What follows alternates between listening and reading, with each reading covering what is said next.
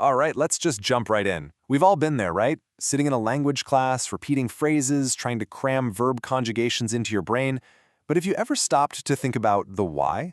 Like, why are you learning a language in this particular way? Well, it turns out your classroom has a secret history, one that goes back centuries and involves dead languages, so-called mental gymnastics, and, yeah, a full-blown revolution.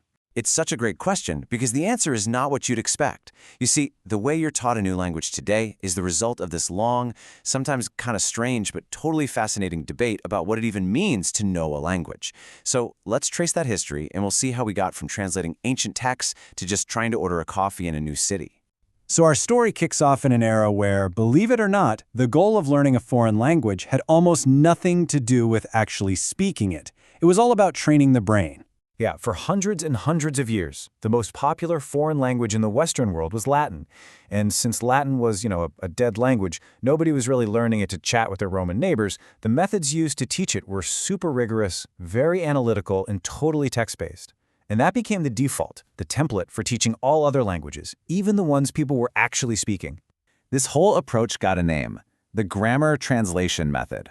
And the name really says it all. The entire point was to become a master of grammar rules and an expert translator. Knowing a language meant you could read the great works, like Virgil or Cicero. The process itself was seen as a kind of workout for your brain, a form of mental gymnastics that was supposed to make you smarter and more disciplined. What's wild here is just how different this classroom looks from a modern one. Everything, and I mean everything, was done in the student's native language. The teacher would explain a grammar rule, you'd memorize it, and then you'd spend the entire class just translating individual sentences, usually ripped from some classical text. Speaking and listening, forget about it, almost completely ignored. The focus was 100% on accuracy and analysis. And this just perfectly illustrates the problem. This is a real example sentence from an actual textbook of that time. Sure, it illustrates the grammar point perfectly, but he's completely and utterly disconnected from real life. You would learn how to construct sentences like this, but you'd be totally lost if you had to, ask for directions. So the main takeaway is that this method created great analysts, but terrible speakers. But of course, the world was changing. With more travel, more trade, more communication, people didn't just need to train their minds anymore. They needed to actually talk to each other. And this huge shift in what people needed, well, it sparked a revolution in teaching. It led to a whole new way of thinking. This simple comparison right here, it captures the entire revolution in a nutshell.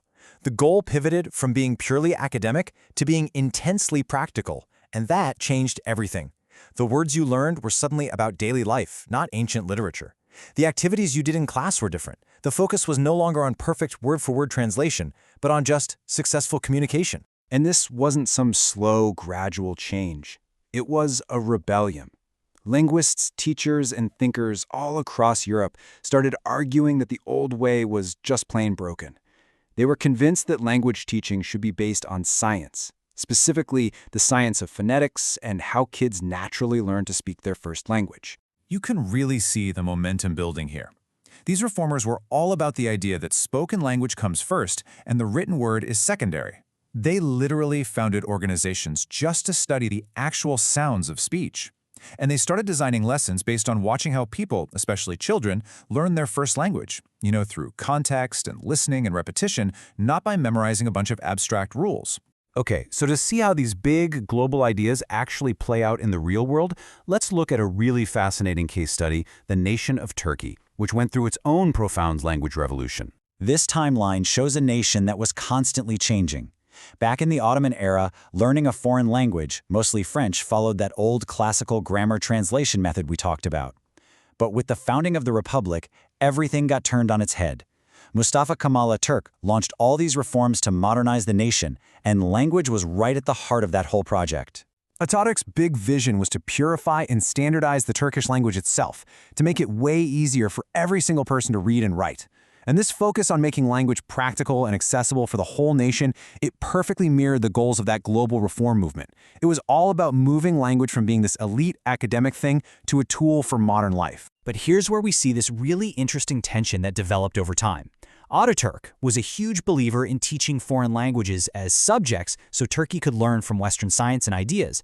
But he was adamant that the actual school subjects like history should be taught in Turkish. Fast forward to today, and in a lot of Turkish schools, the practice is the exact opposite. Subjects like math and science are often taught in English. And this reflects a deep, ongoing debate about the role a foreign language should play in a national education system. So let's zoom back out.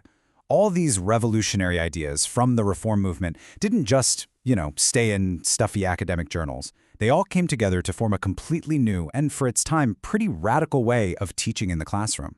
This new approach was called the direct method. Its core idea was super simple, but incredibly powerful. You should learn a new language the exact same way you learned your first one, directly, with zero translation. So one of the pioneers, this guy Francois Guan, developed what he called the series method. He had his students learn a language by linking it to a logical sequence of actions. So you wouldn't just translate the word open. No way. You would physically perform the action while saying the full sentence. It was all about connecting language directly to meaning, to experience, and completely bypassing the need for translation. So this slide basically lays out the new rules of the game. The teacher speaks only the target language. Your native tongue is forbidden in the classroom. You learn grammar not by memorizing rules, but by figuring them out from examples, just like a kid does. And the vocabulary is practical, everyday stuff. If any of this sounds familiar, well, it's because the direct method is the direct ancestor of so many modern language classes. Here's the key takeaway, really. The direct method was so influential that it launched what's now called the methods era. For the next 100 years or so, educators would debate and experiment, constantly searching for that one perfect method, the single best way to teach a language. It was a century of innovation, argument, and constant change that has directly shaped the classroom you probably sit in today. And that brings us right to the end. That search for the best method, it's still going on.